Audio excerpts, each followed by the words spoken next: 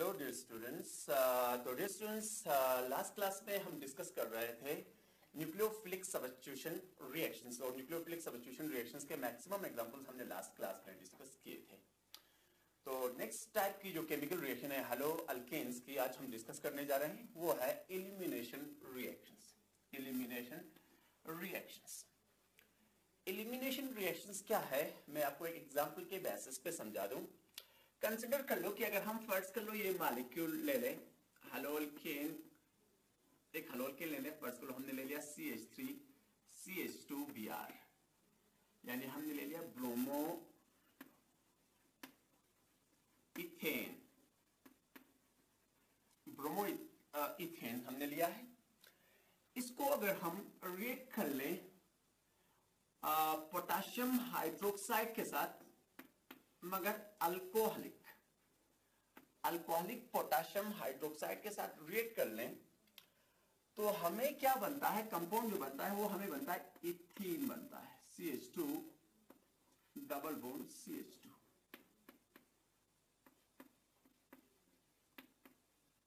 इसके अलावा हमें जो सब प्रोडक्ट बनते हैं उसमें H2O और KBr भी बनता है, KBr। डियर स्टूडेंट्स, अगर आप इस रिएक्शन को देखोगे तो इस रिएक्शन में क्या हुआ है, यहां पे प्रेजेंट Br रिमूव हो गया है और इसके अलावा यहां से एक हाइड्रोजन भी निकल गया है। तो इस तरह के रिएक्शंस को हम जनरली कहते हैं एलिमिनेशन रिएक्शंस, यानी वो रिएक्शन जिसमें दो एटम्स या दो ग्रुप्स कंपाउंड्स से रिमूव हो जाते होंगे, उन रिएक्शंस को जनरली हम कहते हैं एलिमिनेशन रिएक्शंस। इस रिएक्शन में क्योंकि एक Br यानी हैलोजन और एक हाइड्रोजन निकल रहा है, तो जनरली इस रिएक्शन को हम डिहाइड्रो हैलोजिनेशन भी कहते हैं, डिहाइड्रो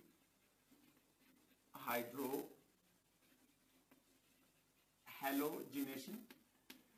या उसके अलावा इसको हम बीटा एलिमिनेशन भी कह सकते हैं, क्योंकि जिस कार्बन के साथ फंक्शनल ग्रुप जुड़ा हुआ होगा उस कार्बन को जनरली हम कहते हैं अल्फा कार्बन, और अल्फा कार्बन के साथ जो नेक्स्ट कार्बन जुड़ा होता है उसको हम कहते हैं बीटा कार्बन, और बीटा कार्बन के साथ जुड़े हुए जो हाइड्रोजन है उनको हम कहते हैं बीटा हाइड्रोजन। तो यहां पे क्या हुआ है, अल्फा पोजीशन से Br और बीटा पोजीशन से हाइड्रोजन निकल गया है। तो इस रिएक्शन को हम एलिमिनेशन के अलावा बीटा एलिमिनेशन भी कहते हैं, बीटा एलिमिनेशन कहते हैं या डिहाइड्रो हैलोजिनेशन रिएक्शंस कहते हैं। तो अब हम बात करते हैं कि इस रिएक्शन का मैकेनिज्म कैसा है, ये रिएक्शन होता कैसा है ये रिएक्शन। तो माना यह जाता है कि इस रिएक्शन में क्या होता होगा, क्योंकि इस कंपाउंड वो कंपाउंड्स जो बीटा एलिमिनेशन दिखाते होंगे उनके लिए जरूरी है बीटा पोजीशन पे हाइड्रोजन होना चाहिए। फर्ज कर लो ये कार्बन वो कार्बन है जिसके साथ हैलोजन जुड़ा है, तो ये कार्बन अल्फा कार्बन हो गया।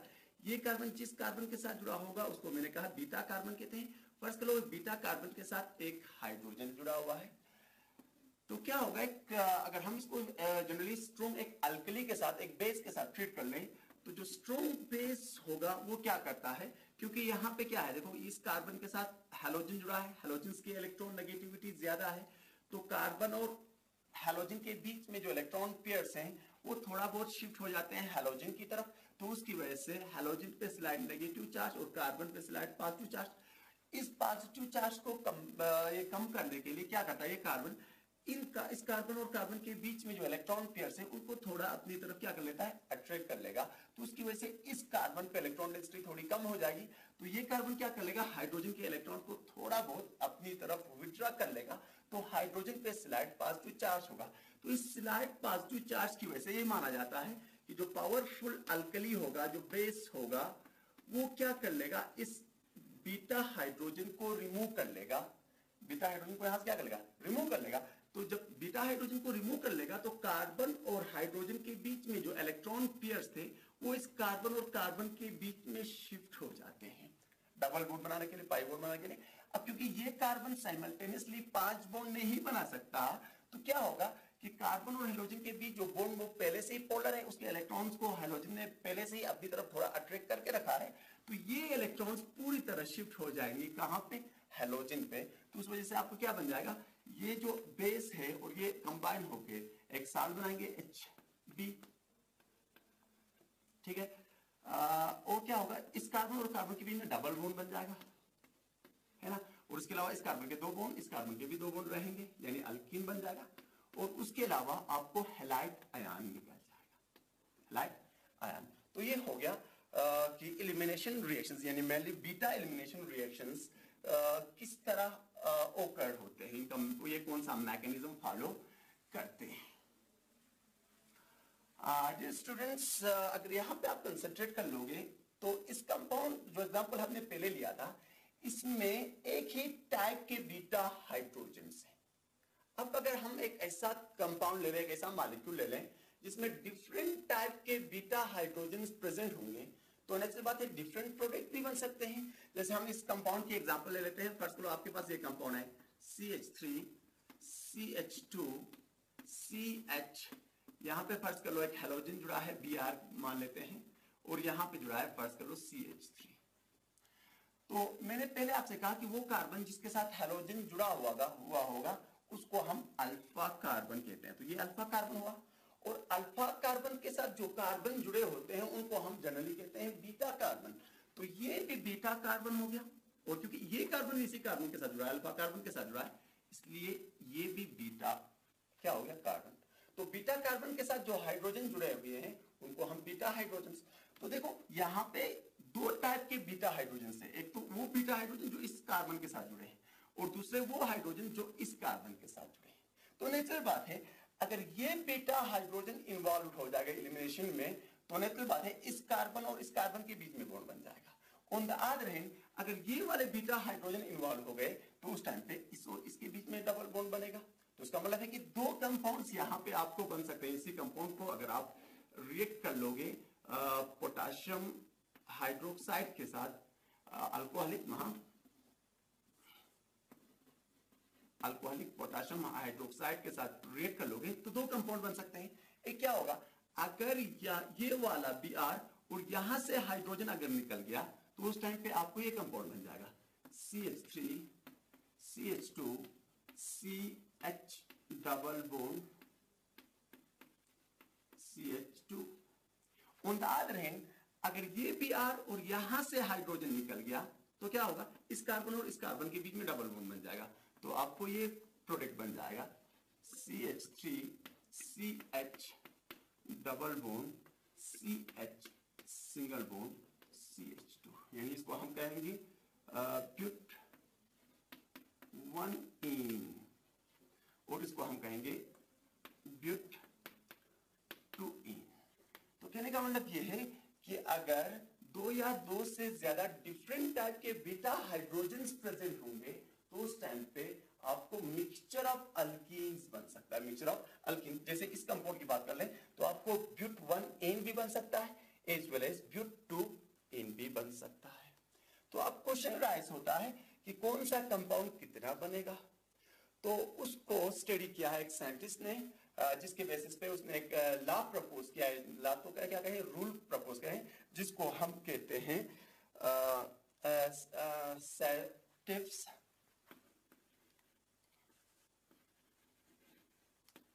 Satz's rule. तो Satz's रूल के बेसिस पे हम यहाँ पे डिसाइड कर लेते हैं कि इन दोनों में से कौन सा कंपाउंड ज्यादा बनेगा या कौन सा कंपाउंड कम बनेगा या कौन सा कंपाउंड ज्यादा बनेगा।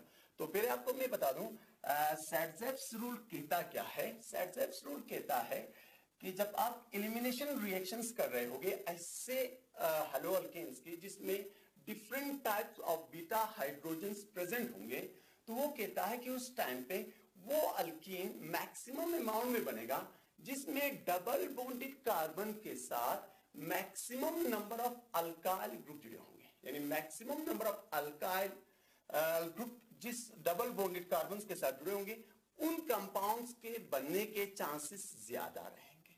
तो अगर हम इस कंपाउंड की बात कर लेंगे तो यहाँ पे डबल बॉन्डेड 2 कार्बन है, एक के साथ तो सिर्फ 2 हाइड्रोजन जुड़े हैं, और दूसरा डबल बॉन्डेड जो कार्बन है उसके साथ एक अल्काइल और एक हाइड्रोजन का है। उसका मतलब ये हुआ जो ब्यूट 1इन है इसमें एक ही अल्काइल है, 1 alkyl. attach it to the double bonded carbon.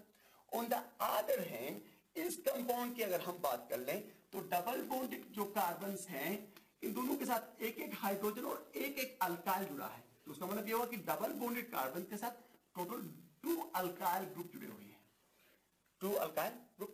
तो यहाँ पे एक अल्काइल ग्रुप जुड़ा है डबल बॉन्डेड कार्बन के साथ और यहाँ पे 2 अल्काइल ग्रुप जुड़ा है, तो इसलिए हम कहेंगे सैडजेव्स रूल के हिसाब से ये जो कंपाउंड है ये मैक्सिमम अमाउंट में बनेगा और ये जो कंपाउंड है ये माइनर अमाउंट में बनेगा। तो एक्सपेरिमेंटल एविडेंसेस भी है, तकरीबन ये जो कंपाउंड है 80% बनता है और ये जो कंपाउंड हार्डली 20% ही बनता है।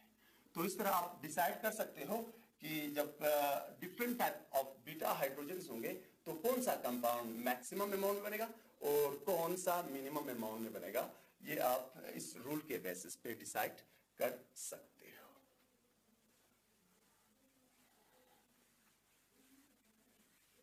तो डियर स्टूडेंट्स, अब हम बात कर लेते हैं जो डिफरेंट टाइप के हैलोअल्केन्स हैं, जैसे प्राइमरी हैलोअल्केन्स, सेकेंडरी हैलोअल्केन्स या टर्शियरी हैलोअल्केन्स, उनकी रिएक्टिविटी का ऑर्डर क्या है टुवर्ड्स एलिमिनेशन रिएक्शंस।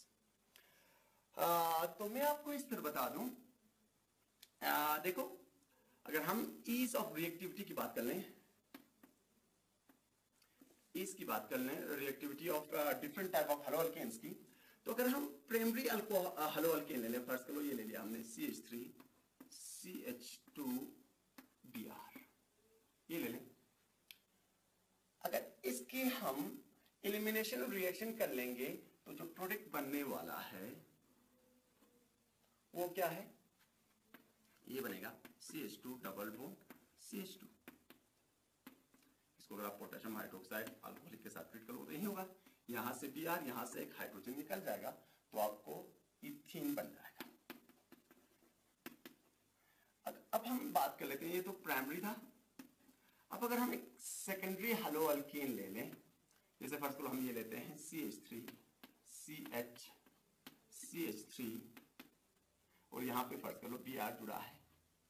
अगर इसकी हम एलिमिनेशन रिएक्शन कर लें तो क्या बनने वाला है, देखो यहां से एक ये Br और इसमें से या इसमें से एक हाइड्रोजन, कोई भी निकालो वही सेम प्रोडक्ट बनने वाला है। तो इन दोनों में से एक जगह से एक हाइड्रोजन निकल जाएगा तो आपको क्या बनेगा, फर्स्ट लो यहां से निकल गया तो बन जाएगा आपको ये CH2 डबल बॉन्ड CH और यहां पे जुड़ा हुआ है CH3, ये भी एक अल्कीन बन गया। अब अगर हम बात कर लें टर्शियरी, अगर ले लें टर्शियरी हैलोअल्केन ले लें, फर्स्ट को हम ये ले लेते हैं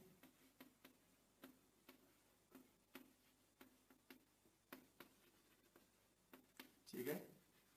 तो इसकी अगर बीटा एलिमिनेशन रिएक्शन होती है तो क्या होगा, ये Br और यहां से या यहां से या यहां से, क्योंकि ये भी बीटा है, ये भी बीटा है, ये भी बीटा है, और कोई भी निकल जाए कोई फर्क पड़ने वाला नहीं है, वही सेम प्रोडक्ट बनने वाले हैं।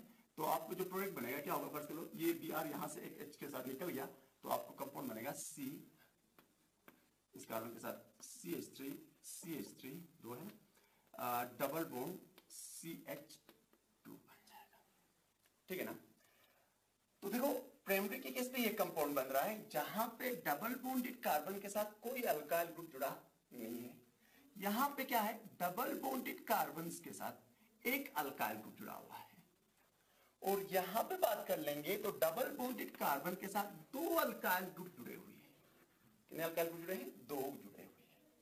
तो अभी हमने डिस्कस किया था कि मैक्सिमम अल्काइलेटेड यानी वो कंपाउंड, वो अल्कीन जिसमें maximum number of alkyl groups double bonded carbon के साथ जुड़े होंगे, उनके बनने के चांसेस मैक्सिमम होंगे। तो उसका मतलब ये हुआ कि इस कंपाउंड के बनने के चांसेस सबसे ज्यादा हैं। तो उसका मतलब ये हुआ कि ये कंपाउंड कब बनेगा, ये कंपाउंड तभी बनेगा जब वहां उस रिएक्शन में इन्वॉल्व हैलोअल्केन टर्शियरी होगा। तो उसका मतलब ये हुआ कि टर्शियरी हैलोअल्केन्स की रिएक्टिविटी टुवर्ड्स एलिमिनेशन रिएक्शन सबसे ज्यादा होगी। उसके बाद किसकी होगी, उसके बाद होगी सेकेंडरी की, और सबसे कम किसकी होगी, वो होगी प्राइमरी की। तो हम कहेंगे towards elimination reactions tertiary are most reactive haloalkanes and primary are क्या होंगे? प्राइमरी लीस्ट रिएक्टिव होंगे। क्या होंगे? Least reactive. तो होप आप लोगों को ये समझ आया होगा कि towards elimination reaction primary, secondary और टर्शियरी का रिएक्टिविटी का ऑर्डर क्या रहेगा। होप डियर स्टूडेंट्स, ये आपको पता होगा कि मैक्सिमम नंबर ऑफ अल्काइलेटेड अल्कीन्स की स्टेबिलिटी ज्यादा होती है, तो इसलिए इसके बनने के चांसेस भी ज्यादा है। तो इसलिए इसका जो बेस है, एक्चुअल जो बेस है वही है, क्योंकि मैक्सिमम अल्काइलेटेड अल्कीन्स की स्टेबिलिटी ज्यादा है, तो उसके बनने के चांसेस भी क्या रहेंगे? ज्यादा रहेंगे। तो this is all about elimination reaction.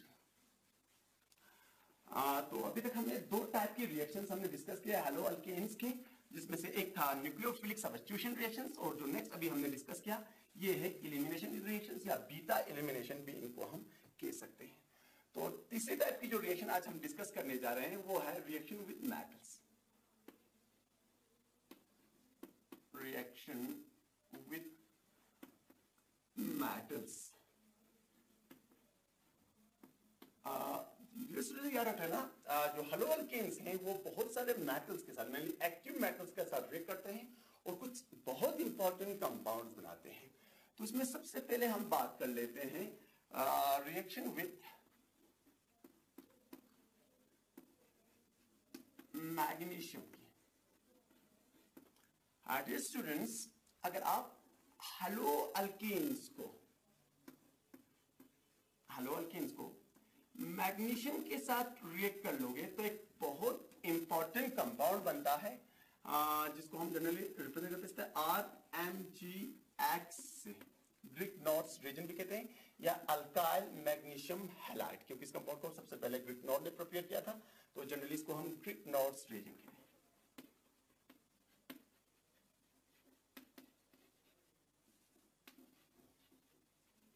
Greek Norse reagent कहते हैं।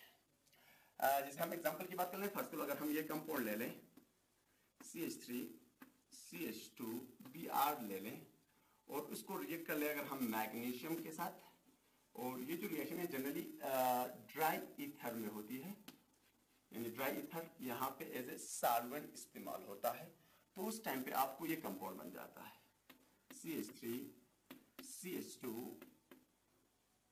MgBr, यानी इसको हम ये हो गया इथाइल मैग्नीशियम ब्रोमाइड कहते हैं या सिंपली ग्रीक नॉर्स रिएजेंट कहते हैं। ये स्टूडेंट्स याद रख लेना, यहाँ पे कार्बन और मैग्नीशियम के बीच में जो बॉन्ड है वो कोवलेंट नेचर का होता है, और मगर ये पोलर होगा, क्योंकि मैग्नीशियम के कंपैरिजन में कार्बन की इलेक्ट्रोनेगेटिविटी ज्यादा होगी, तो ये हाईली पोलर कोवलेंट बॉन्ड होगा। On the other hand magnesium और Br के बीच में जो बॉन्ड है वो आयनिक नेचर का होगा। तो ये हो गया रिएक्शन विद मैग्नीशियम, और मैग्नीशियम के साथ आप हेलो अल्केन्स को रिएक्ट कर लोगे तो आपको ग्रिग्नॉर्स रीजन बनता है, और ग्रिग्नॉर्स रीजन एक बहुत इंपॉर्टेंट कंपाउंड है जिसका हम इस्तेमाल करते हैं बहुत सारे कंपाउंड्स की प्रिपरेशन में। तो उसके बाद नेक्स्ट हम बात कर लेते हैं reaction with sodium metal. Sodium के साथ हेलो अल्केन कैसे रिएक्ट करता है। डियर स्टूडेंट याद रख लेना, जब भी आप किसी हेलो अल्केन को सोडियम के साथ रिएक्ट कर लेते हो तो जनरली क्या होता है कि हेलो अल्केन के दो मॉलिक्यूल सोडियम के दो एटम के साथ रिएक्ट कर लेते हैं। तो क्या होता है कि सोडियम के दो एटम्स हेलोजन के दो एटम्स के साथ कंबाइन होके 2 टाइम्स NaX बनाते हैं, और ये जो यहाँ पे जो R दो बच गए वो दोनों कंबाइन होके अल्केन्स बनाते हैं,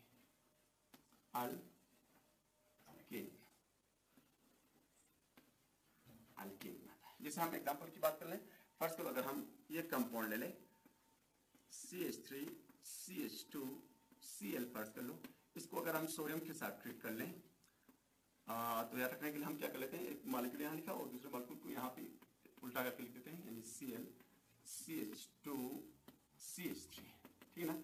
तो जनरली क्या हो रहा है, देखो ये 2 टाइम्स सोडियम 2 टाइम्स Cl के साथ कंबाइन होकर 2 टाइम्स NaCl के फॉर्म में निकल जाएगा सोडियम क्लोराइड बना के। तो यहाँ पे जो अल्काइल है और ये अल्काइल ये दोनों जुड़ जाएंगे और आपको बनाएंगे एक hydrocarbon alkane, that's CH3 CH2, लिख देता हूँ, आप जगह कम है, CH3 CH2 CH2 CH3 यानी ब्यूटेन बन गया, ब्यूटेन प्लस क्या बन रहा है, सोडियम क्लोराइड बन रहा है। डियर स्टूडेंट्स, याद रख लेना इस रिएक्शन में क्या हो रहा है, जितने जो स्टार्टिंग आपने हेलो अल्केन लिया है उसमें जितने कार्बन प्रेजेंट होंगे उसका डबल नंबर ऑफ कार्बन जो अल्केन बनेगा उसमें प्रेजेंट होंगे। यहां पे अगर 2 कार्बन है तो यहां पे 4 कार्बन होंगे जो अल्केन बन गए, ठीक है बेटा। और इस रिएक्शन को हम जनरली वाट्स रिएक्शन कहते हैं,